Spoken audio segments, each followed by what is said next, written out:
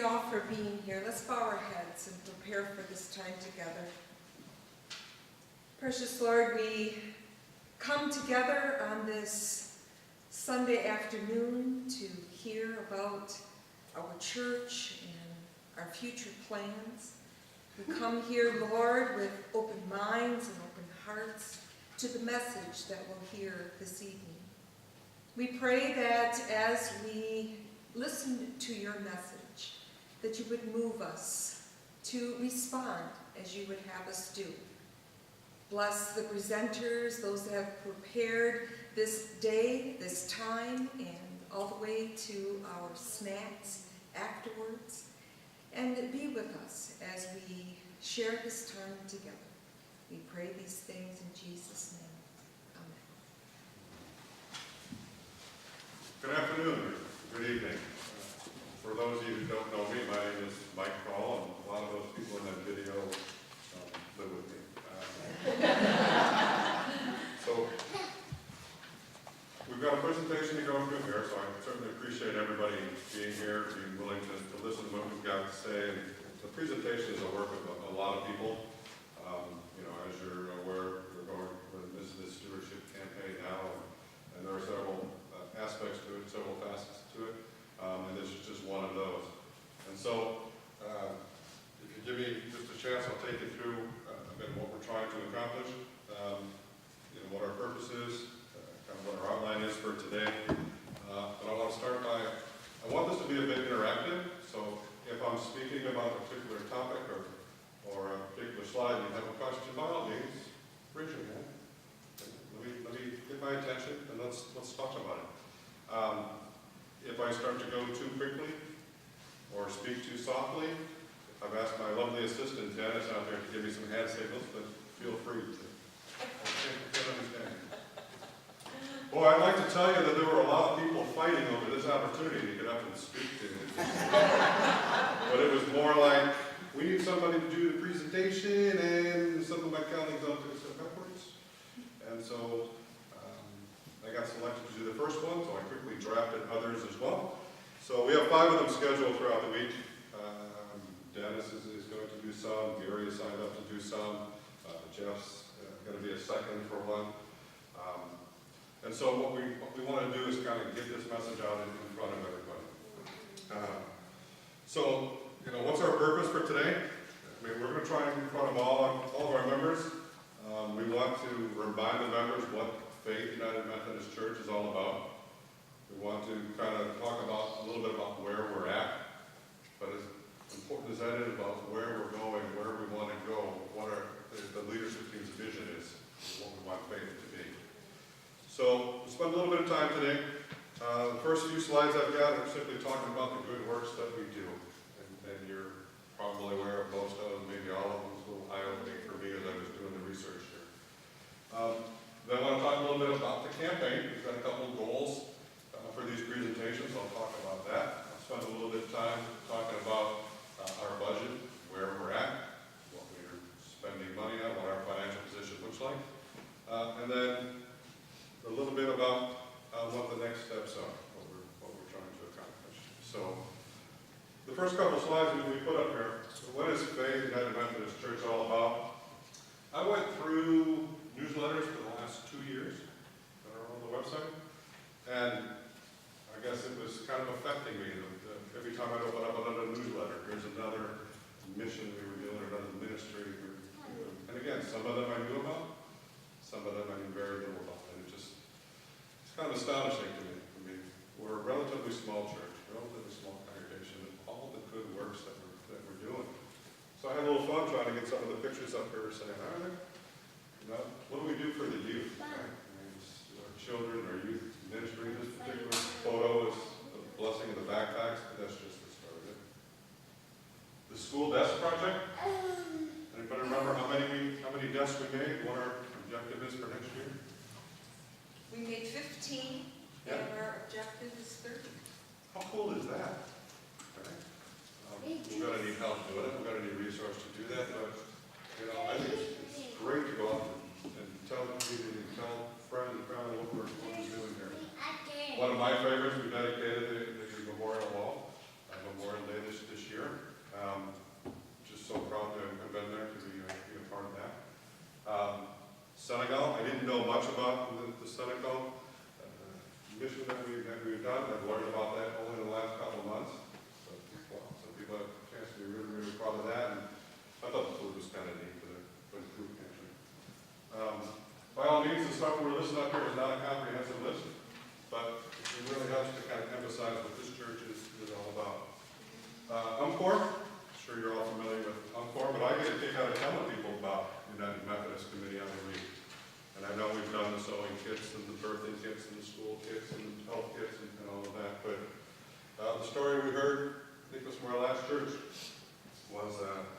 During the aftermath of Katrina, there was a group down there in a diner, several weeks or months afterwards, and the waitress in the diner said, "You all must be Methodists." I said, "Well, yeah, we are, but how'd you know that?"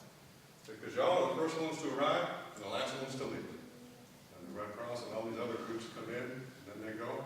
The Methodists are still there. So how cool is it to be part of that? And we've taken our family through, sorry? No, I was just going to add to that, Please. that the official branch of the government that was leading the relief agency turned that over entirely to UNCOR because of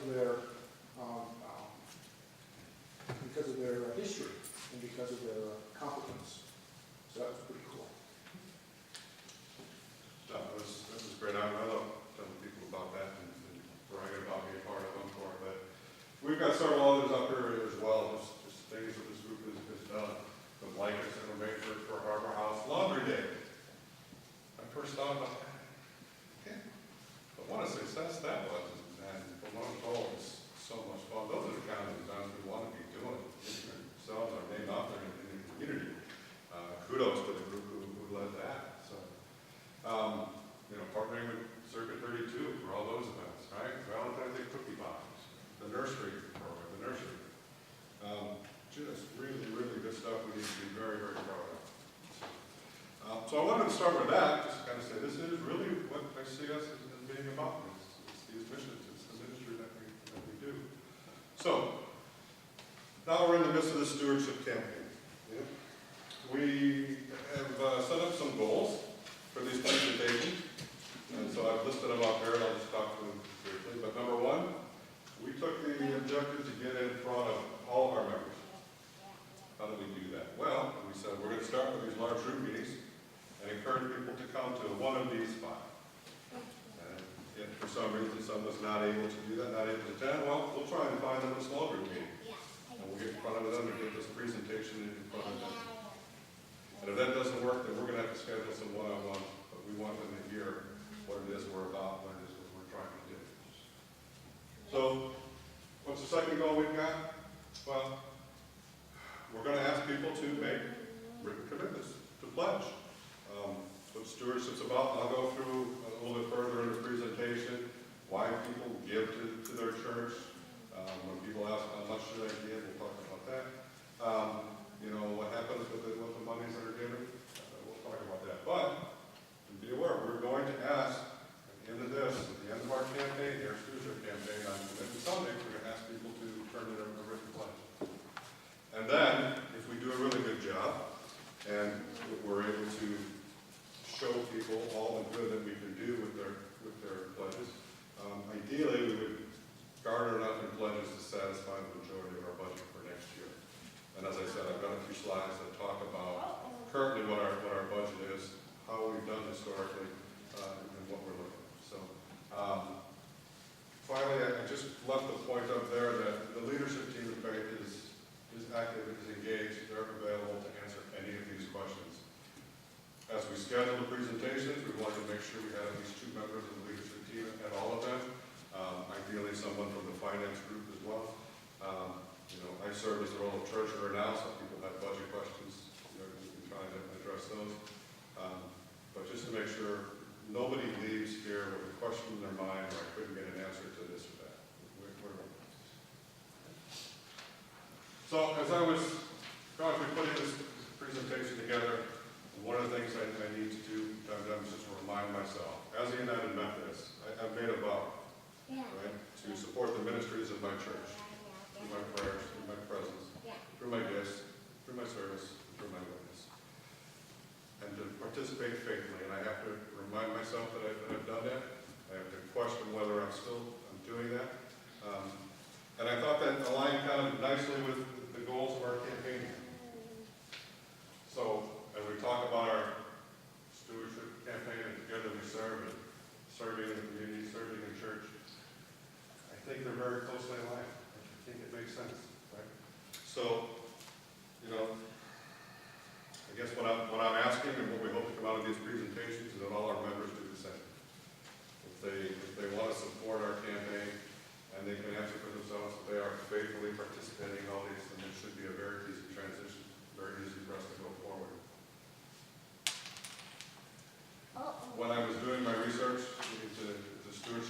questions that kept coming up, I listed at the bottom of the page. Right? Why do people give? Are there some common themes? And I think I'll talk through a few of those. Right? How much do people give? Some people just want to know and ask as much. And then what's going to happen with the monies that I give? And so what I hope to show you all today is not only what we've been able to do in our current situation, but what we want to do in the future as well. That's the exciting part of it. So, I guess the phrase I've used as I've gone through the pieces, there are those people, right, who believe that we're called to be faithful stewards. And if you look at what the dictionary has for definition, right, careful and responsible management of something entrusted to one's care. Right? Church, it's our family, it's our faith family, right? So there are those who will say, yeah, I'm a steward of my church. God has given this to me, and I owe God. I need to take care of this. I need to make sure the grass gets cut, the bills get paid, and we support the ministries. Right? So, you know, what I guess I'm hoping as we put this up there is that maybe this strikes a chord in you as well.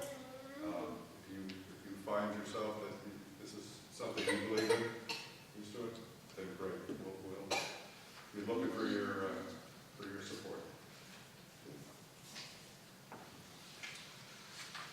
There are those who also believe everything we get from God, and then we have some responsibility to return a portion of what we get back to God. The verse here we've got in 2 Corinthians, I'd like to read because it strikes a chord with me. Remember this: whoever sows sparingly will also reap sparingly, and whoever sows generously will also reap generously. Each of you should give what you have decided in your heart to give, not reluctantly or under compulsion, for God loves a cheerful giver. And God is able to bless you abundantly, so that in all things, at all times, having all that you need, you will abound in every good work. I think the most important aspects of that is about feeling a sense of obligation. We shouldn't feel a sense of obligation to give. I like that God loves a cheerful giver. We don't want people feeling they're giving out of compulsion, that they're feeling guilted into doing this. We want people to want to give, and we want to share, again, what we're going to do with all of those gifts. But you know, there are those who say, yeah, I need to give. I'm blessed with what I have. You know, how do I do that? So, personally, I've reflected upon this as well. And when it came across the line there at the bottom of the screen, I got a little chill. So from this author who's written books on stewardship, I found the following. So no longer is the question, how much money should I give to God? Now the question is, how much of God's money do I dare keep for myself? So, again, there are those who look at this and say, yeah, that's me, that's my philosophy, that's what I believe. Well, if it strikes a chord with you, then I appreciate the chance to bring it up. There are those who say, I should give because with those gifts we can do even more. We can do more good works. I love Nancy's snippet or quote from the video, that how great would it be if we had the resources to do all the ministries that we wanted to do. If we had enough people that when we needed volunteers, there were just hands in the air, more than we needed. That we had the monetary resources, that when we wanted to go out and do a particular ministry, we could do that. You know, the church is active. If we've got the resources to do it, we'll do it. Again, this is our extended family here, our faith family. When somebody's got an idea or they want to do something, it's easy enough to see other family members rallying around them to get it done. This makes me proud to be part of this group, and as I say, the last one there, just think about how much more we could do, right? If we were able to step up in our giving, step up in the receipts to the church, how many more projects we could take on and introduce.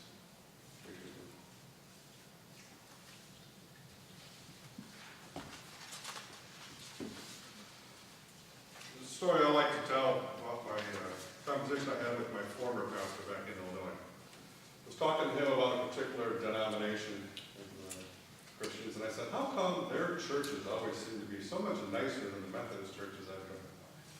They seem to just have nicer laws, nicer buildings, all that. And his answer to me was, well, because they tithe. I said, yeah, when you participate in that, most of those churches, they expect you to come in with your tax information, your receipts. They're looking to get their 1/10 on that. So I tried to do some research to say, all right, what's the modern day opinion? And there's all kinds of information out there. But in general, what I find is tithing is really no longer an expectation of modern day Christians. There's no reference in the New Testament to that. Several in the Old Testament, but not in the New Testament. And if we kind of tie that back in with God loving a cheerful giver, it kind of makes sense. So, okay, then how much should one give? And there are people out there who just need a number. Just give me a number. How much should it be? What's the right number for me? And so I found this passage here from Dr. Walton.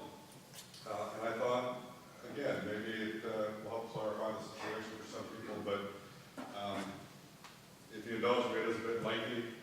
A stewardship worldview would include a sense of gratitude toward God as a source of our goods. Okay, I get that. If we're trying to express gratitude toward God, simply words are not enough. And he goes on to say that 10% standard in the Old Testament could serve as a benchmark. Okay, that makes a nice benchmark. But then I went on to the next paragraph. So my gratitude to God is unlimited. So does that mean I should give God everything? I don't think that's the expectation. So then what would be appropriate? So he said that God considered an appropriate expression to be a tithe, but he had it sort of like a benchmark for tips in a restaurant. Kind of sets the expectation. So if I come across somebody and we're having this conversation and they just need to know a number, what am I going to suggest to them? So, well, there's a benchmark there. If this is something that you buy into, you believe in, and you can tithe, God bless it. I think, and I've said this before in a couple of the presentations I did, my personal opinion, that there are those who have set that expectation for themselves that they're going to tithe. God bless them, more power to them. There are those Christians who say, yeah, I probably should. That's a great objective to strive for, and we work toward that. Maybe each year we step up and give a little more, and ideally at some point in their lives they get there and they're able to tithe as well. And then there's another group who are just kind of, maybe they're lost, maybe they're not sure, maybe they don't mind it, I'm not sure what that is. But I think it serves as a great objective, a great target for those to work toward if they're not already there. So then I said, okay, if we talk a little bit about why people give, and if we talk a little bit about how much do they give, then naturally somebody's going to ask the question, what are we going to do? What's the vision for the gifts that come in? If we're successful and we're able to get more people to give more, what are we going to do with it? So, current newsletter talks about the primary task here. So the fundamental way we fulfill our mission is to reach out to people in the name of Jesus Christ, to relate people to God, to nurture and strengthen them in their journey of discipleship, and to send them into the world to be the church, inviting and receiving others in the name of Jesus Christ. We call this the primary task of the United Methodist Church. So, are we fulfilling this task? Each of us, as we reflect inward, are we comfortable with where we're at and being able to do this? I guess that's what we're asking people to do. Can we, should we be doing more? I think all of our members need to answer that question for themselves. So again, what are we going to do if we're successful and we're able to generate, more in contributions and we're able to pay all of our bills? What would we do with the proceeds? Well, certainly, I asked a couple people, and boy, pretty quick, they had ideas right off the top of their heads. And a lot of these I know we've talked about before, but what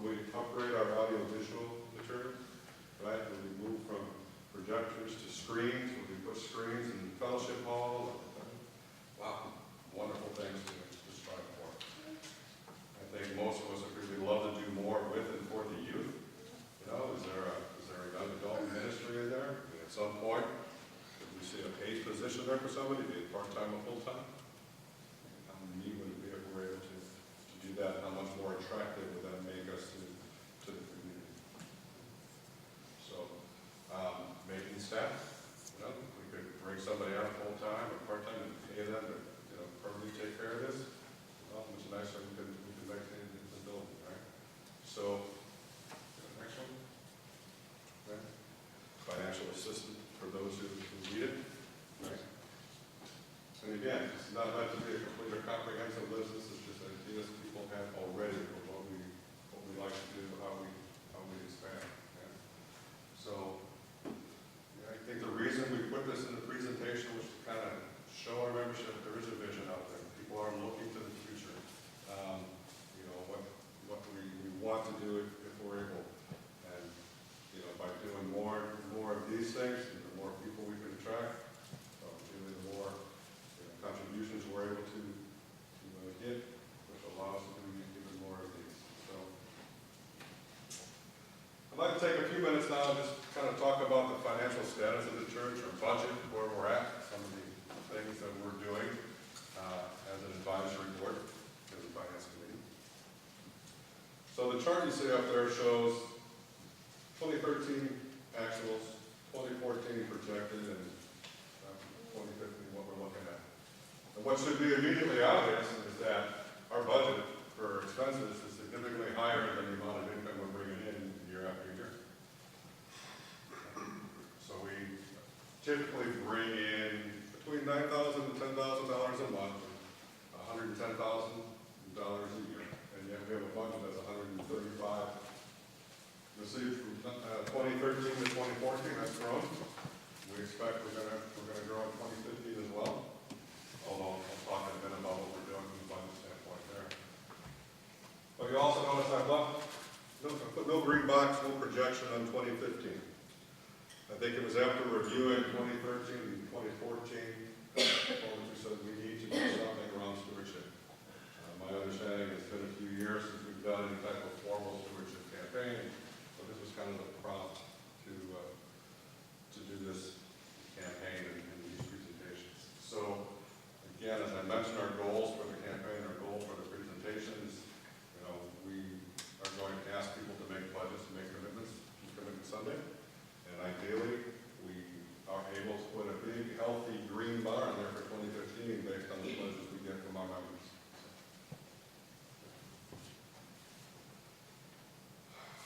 What are we doing to demonstrate some fiscal responsibility? And I don't expect you to be able to read what's on the chart there, but it's a document that I put together just a couple months ago. And so we'll talk two different aspects of this. The chart there, what I did is I've taken every line in our current budget for expenses and I've put it into one of 6 buckets, and we've assigned an owner to each one of those. So the trustees have a bucket. So eating expense and building payments, all that. We send that to our trustee. Pastor's got a bucket for her expenses. SPRC has a bucket, pretty big bucket for salaries and insurance and all that.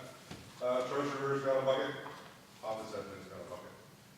What we said is we're expecting the people who are responsible for this bucket to look at how much we're spending, what their budget is, and if there's spending more than the budget, to kind of understand why and find ways to fix that. This was kind of new when I first brought this up to the advisory board. It's really good, but they hadn't really done anything like that before. So we've only done this a couple times. I'm trying to make sure as treasurer that every month I'm sending the information to the advisory board. So they're able to see for that month, how much did we bring in, how much did we spend, what's the gap. I'm trying to understand what we're doing to fix that. If there are expenses that are coming up, we need to make sure we're talking about them, we're budgeting them for 2015, instead of just taking last year's budget and copying it, or taking last year's budget and adding 5% to it. We've actually asked a number of the groups to kind of tell us what is it you're going to need. And so it's typically a fourth quarter exercise, October, November, and we're working through that now. Policies, we've implemented a couple fiscal policies. I've taken things that I've found in the advisory board minutes that they've agreed to, written them up. You sure they are? And so we're going to make sure we adhere to those. The advisory board, as you probably know, is open door. So anybody here wanted to understand what it is we talk about, what decisions we make, they're welcome to attend. This is not people behind my doors. It's open and available to people. But I hope what you come away with is that we have control over our finances. We are managing our finances. We are documenting them. We're making sure we put policies in place. And we're being responsible. So the other question that tends to come up from time to time is, don't we have a lot of money? We were blessed, and I learned this shortly after we started attending with a couple large memorials. And people think, okay, well, let's use that. Well, some of those monies, they were designated, they had a specific purpose, and we have to follow what the instructions were there. Some of that was not designated. So I thought I would put in the slide just kind of a summary of those monies, what happened to them, where they're at, what we're doing with those, kind of what our philosophy is. So for memorial. So the first memorial we got, $100,000. The advisory board agreed that we were going to use part of that for maintenance and repairs. So about $28,000 of that money was used for the boiler. And the balance of that, $72,000, was basically put into savings. It was invested in behalf of the church. Wisconsin Methodist Foundation invested in 2013. And to date, it's grown about $10,000. So 72 is now 82. We put a policy in place so that money is not readily available for the different groups to spend. As a matter of fact, we've capped what they can take out each year to be only 5% of the balance, because it's currently returning between 8 and 9%, so that money should continue to grow, and we should have that money for a long time. Ideally, we'd like to find a way to build those investments as well and get even more in that. So that's kind of our next thing. We have those monies, but not meant to pay, bills month to month. It's not the intent of those. Nobody wants to go pay for their groceries with money out of their savings if they don't have to. We'd rather let the savings sit there and build. There was a second disbursement from the Ravens Memorial. All of that was designated. So about 20% of that said need to go to these specific charities. And our group is to make sure that those monies were sent to those charities. About 40% of that money was designated to charities that we choose. And currently our memorials group is looking at options for where we want to donate those monies, where we want to use those monies. Whatever their recommendation is also comes back to the advisory board. Okay, the big group gets to make the final decision. And then about 40% of that money was given to us, but we know that it was given to us to use at our discretion. And to date, we've used about 60% of that money, about $24,000 of that money, in just church upkeep, maintenance, paying bills, paying salaries, and all of that. And I'll talk a little bit on the next slide about what the gap is. But I showed you in the previous graph how, there's a difference between what we've got coming in and what we've got going out. But we've had to use some of the Ray Lewis money to pay those, and we have about 60% of our discretionary as well. And then finally, there are other memorials that we get. Some of them are designated to a very specific purpose. Maybe it's the nursery, maybe it's the bell tower, and some of them is not designated. In which case, again, our memorials group goes through that. They make recommendations to us. We do have a policy on how non-designated memorials are to be split, how much for capital repair, how much for youth, et cetera. So, again, we're building our controls. We're trying to make sure we follow the policies we put in place. We're trying to demonstrate fiscal responsibility in what we're doing. I mentioned we've had to use some of the discretionary revenue money to pay our bills, and the first sentence up there kind of sums it up.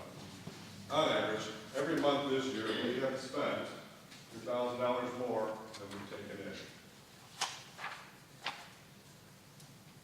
One, we've got fewer giving units than we've had in past years. It's unfortunate, but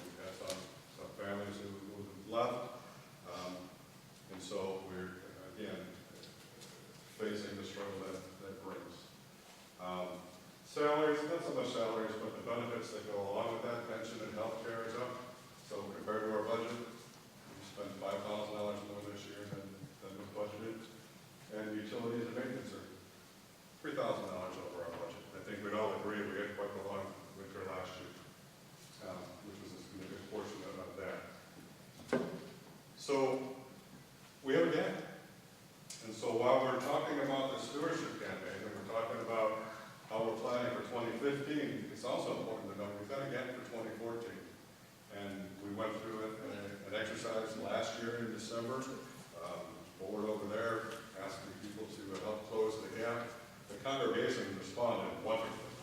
I mentioned earlier, we take in somewhere $8,000, $9,000 a month. We took in almost $29,000, right? So an extra $20,000 last year in December. And we may be in a position to have to ask again and rely upon that. So I think the point we wanted to make in these presentations is that as you look at what you're able to give, the commitment you're able to make, we're going to ask you to turn in the pledge card commitment Sunday. If you have the ability to start that sooner, not wait till January. You can start that in December, start that in November.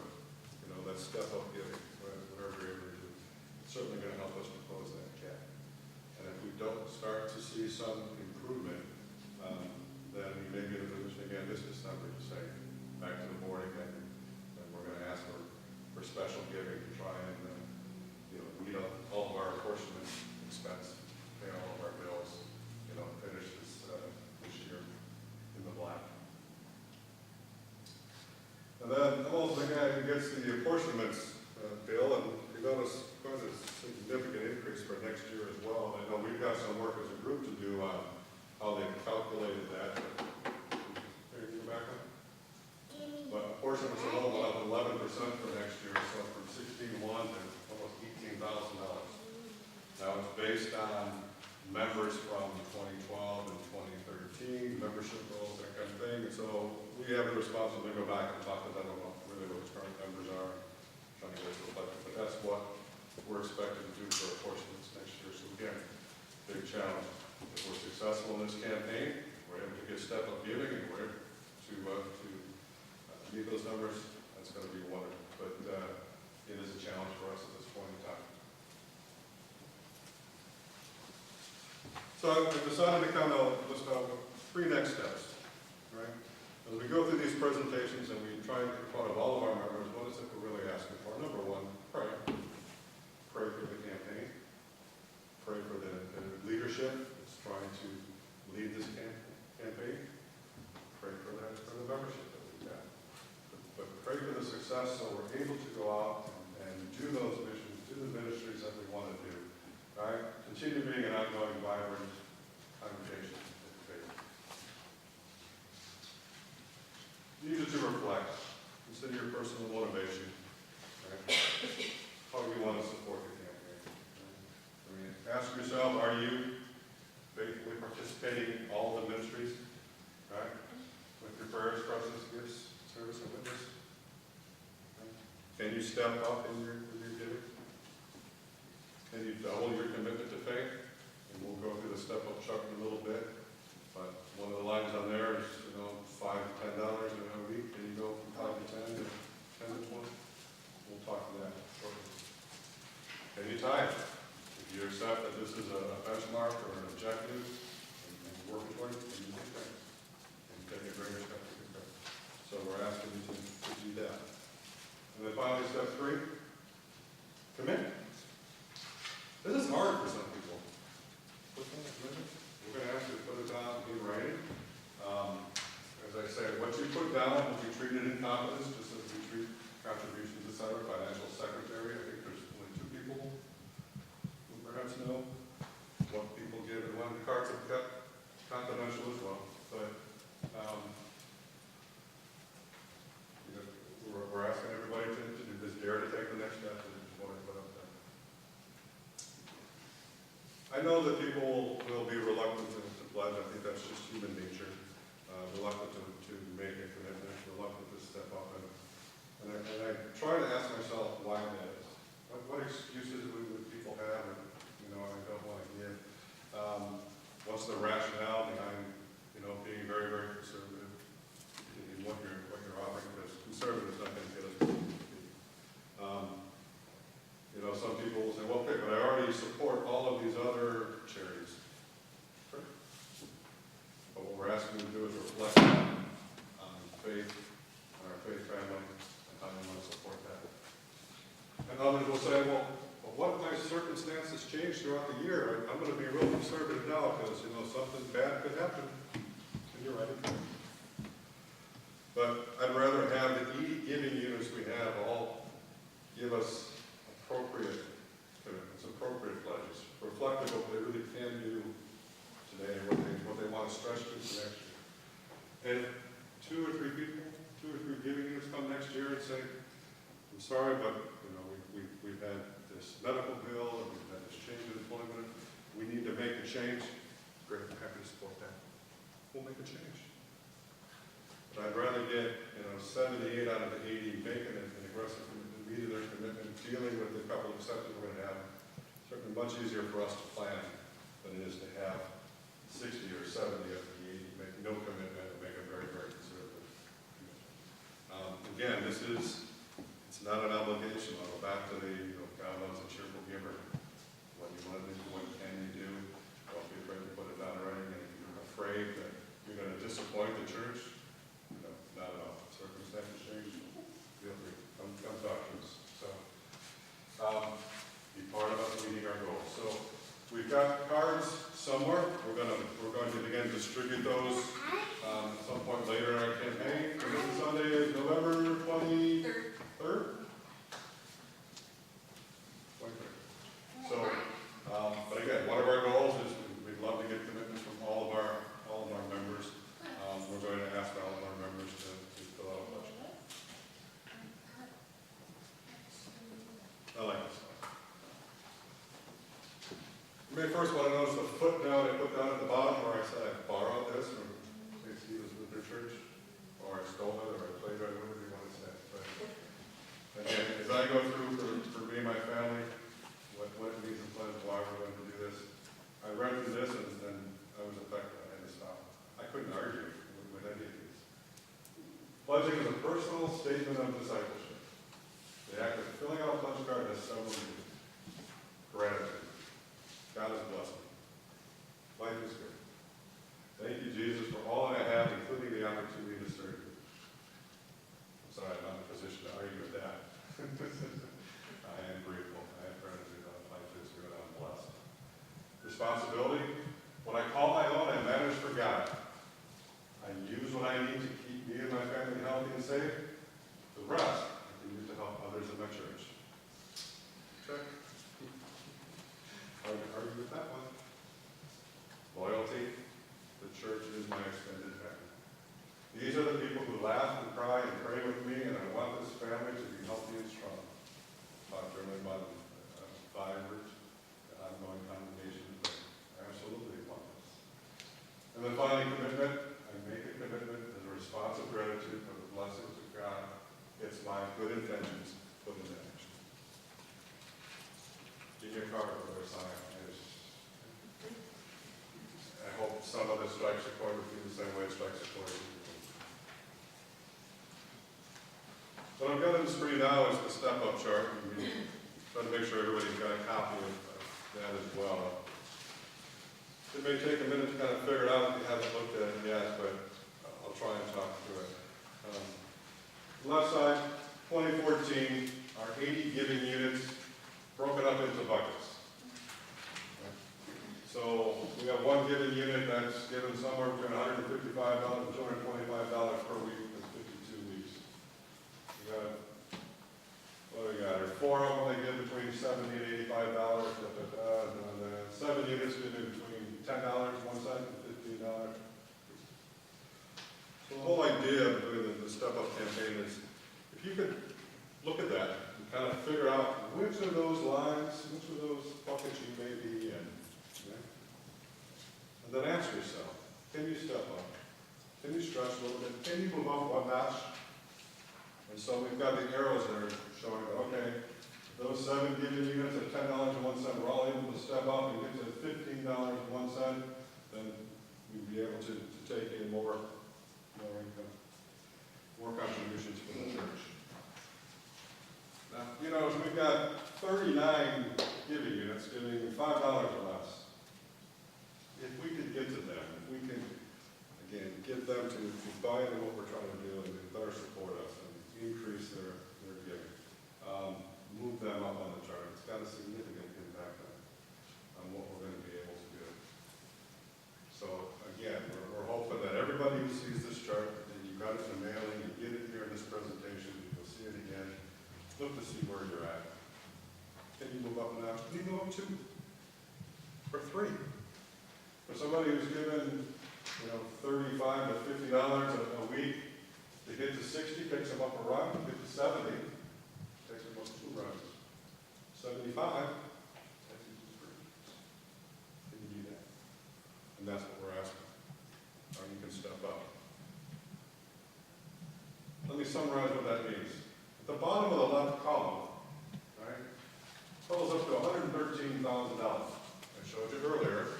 In general, we're about $110,000 a year in what we bring in. If we're successful, if our members would all agree to step up, right, that $113,000 goes to $162,530. $50,000 more. Remember our budget? $140,000. All of a sudden, we go from having a shortfall to having a surplus. Just asking to move up one notch. If we have people who move up 2 or 3, even more we can do. Even more for the missions and the ministries of faith. So this is really what the presentation and the campaign is about. Look at where you're at. If you can, if you feel the desire to support, if you can step up, you can have significant impact for our faith family.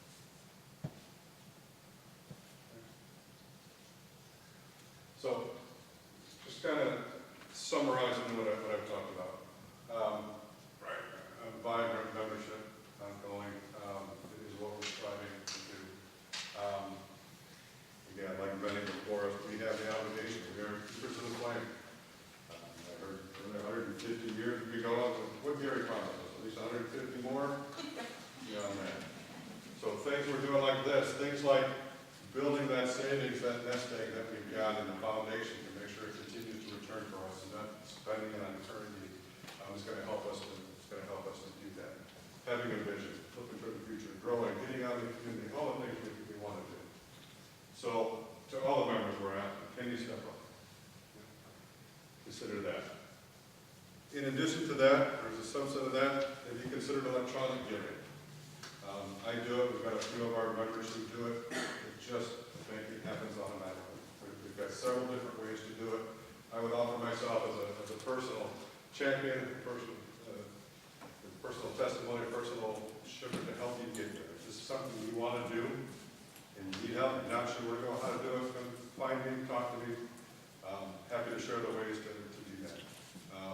For us, it's painless. I've set it up through my bank. There are other services you can use as well, PayPal included.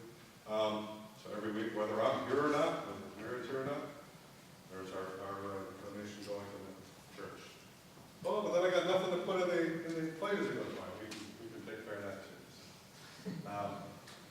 Plan giving, again, we were the fortunate beneficiaries of memorials from the Lewis estate and others. I hope everybody's considered that in their estates, taking faith into consideration. If not, again, the leadership and myself are available. If somebody wanted to do that, didn't know how, didn't know to get started, I'm just trying to certainly have to help people figure that all out. So keep us in mind there as well. And then finally, please, when you get a pledge card, fill it out, step up, turn it in on Commitment Sunday. Be part of the success that we're going to have here. Susan, I'm not sure where I stole that last equation from, but I kind of like it. Yeah, I thought so. So we do ministry, right? Ministry leads to good. Good leads to more money, which allows us to do more ministry, which means we can do more good, we can get more money. It's a beautifully connected circle there. So I'll be part of that. All right, other than my lovely assistant jumping in at one point, didn't see any other hands go. Does anybody have any questions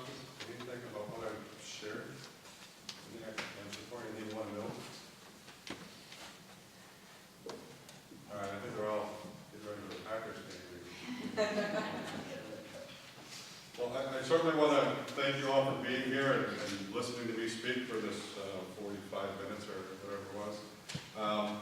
We've got just a bit more to go, Karen, to part. Just a few more pictures to share with you all about, again,